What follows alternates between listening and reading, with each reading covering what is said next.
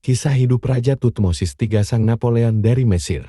Awal kehidupan 1479 sebelum Masehi. Masa muda Tutmosis III lahir sekitar tahun 1481 sebelum Masehi sebagai anak dari Firaun Tutmosis II dan salah satu selirnya, bukan dari ratu utama, sehingga kedudukannya sebagai penerus tahta sempat dipertanyakan.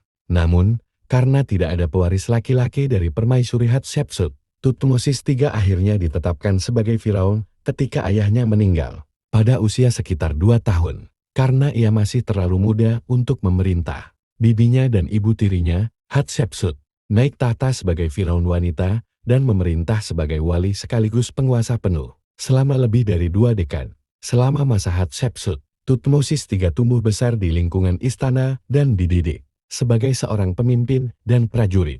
Ia mempelajari strategi militer, kepemimpinan, dan agama. Meski kekuasaan politiknya dibatasi, Tutmosis diam-diam membangun basis dukungan di kalangan militer. Bangkitnya sang penakluk setelah Hatshepsut wafat, sekitar 1458 sebelum Masehi. Setelah kematian Hatshepsut, Tutmosis III akhirnya memegang kekuasaan penuh. Sebagai Firaun Mesir, ia segera memulai serangkaian kampanye militer yang luar biasa. Selama 20 tahun berikutnya, ia memimpin sekitar 17 ekspedisi militer, sebagian besar ke wilayah Levant Suriah, Palestina, dan sekitarnya. Kampanye pertamanya yang terkenal adalah pertempuran Megiddo, di mana ia mengalahkan koalisi kerajaan-kerajaan Kanaan dan menunjukkan kemampuan taktis yang luar biasa. Ia menggunakan strategi mengejutkan dengan melewati rute sempit yang dianggap terlalu berbahaya oleh musuh. Kemenangan ini mengamankan kekuasaan Mesir atas wilayah penting di timur dekat.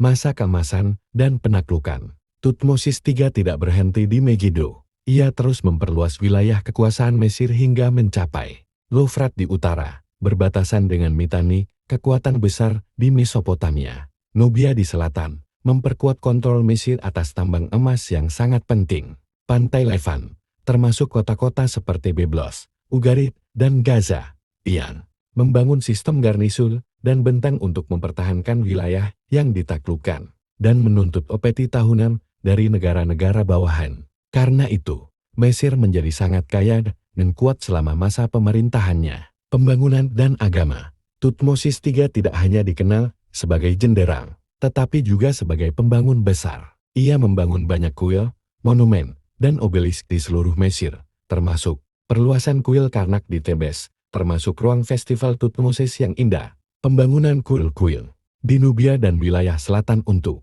menegaskan kekuasaan Mesir.